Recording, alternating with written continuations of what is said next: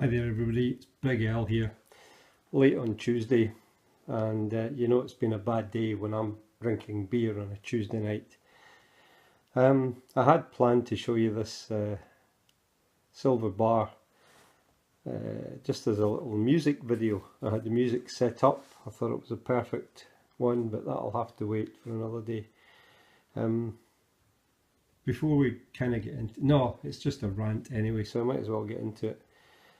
Today in the Scottish Parliament, pro-independence parties who form a majority of the MSPs, members of the Scottish Parliament, had a vote on whether or not Scotland should have a second independence referendum. Really all down to the basis of the fact that most people in the UK voted to leave the European Union last June, but 2/3 of Scots voted to remain within the EU. And although there are a good number of people who support Scottish independence who voted to leave, it's a material enough reason for us to reconsider the whole independence thing. Last May, one of the major parties included the specific terms of why we might want another referendum in their manifesto for the elections to the Scottish Parliament. That was the Scottish National Party, the SNP, and they formed the government, and together with the Green Party, who are pro-independence, they form a majority in the Scottish Parliament. So the motion was passed. Scotland's people have spoken. We want another referendum. But the English, or the British rather, government has determined in their wisdom that that's not going to happen. So we're often told that the Scottish Parliament is, and this is invariably by the British establishment, the most devolved or the most powerful devolved parliament in the world, but only when it suits the British establishment. The UK government has already told us, we don't care how you vote in your parliament. We don't care how the people who speak for your country vote. We're not going to allow you to have another referendum. And it got me thinking, because this little silver bar came to us just in the last few days. And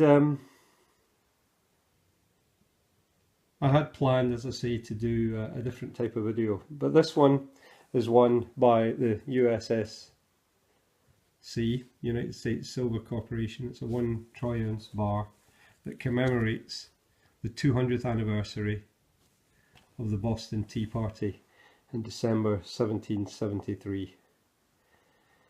Now, it was an innocuous enough event. It was really nothing, the Boston Tea Party. No violence. I think even one person who wanted to cause a bit of mayhem and vandalism was punished by his colleagues, stripped naked and sent home in shame, because all they were doing was throwing tea over the side of the ship as a protest, a peaceful political process. As a result, we all know that Thomas Gage became the military governor of, I suppose, the whole of Massachusetts. 2,000 redcoats joined him.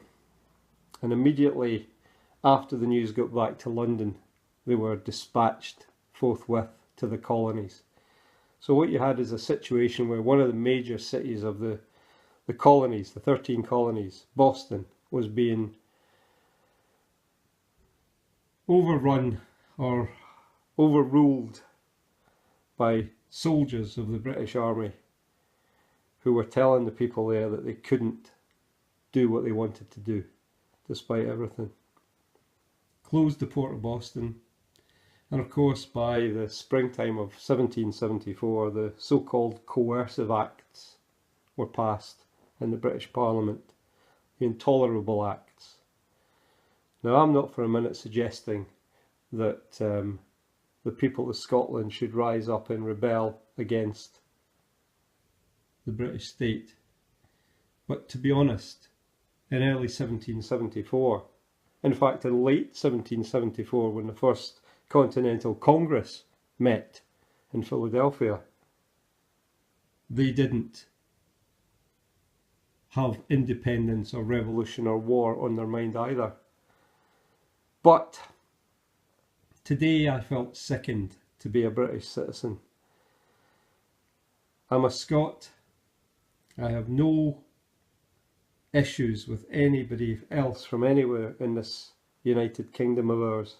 People are people, but the state represents something far, far more malicious. So please, especially to my friends in North America, and especially to people who are from the United States of America, spare a thought for us over the next few days when the people of Scotland, who have the right to elect their own parliament, and when that parliament then makes a decision on behalf of the people of Scotland, think how we feel right now that the British state has decided that we're not competent to make these kind of decisions for ourselves. So please watch over the coming days, weeks and months as you see it unfolding. The British media is controlled by the establishment, so you'll see nothing but pro-British shit.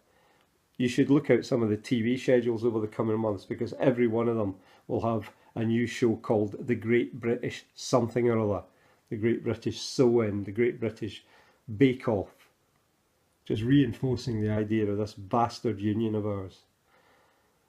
I am really quite angry tonight.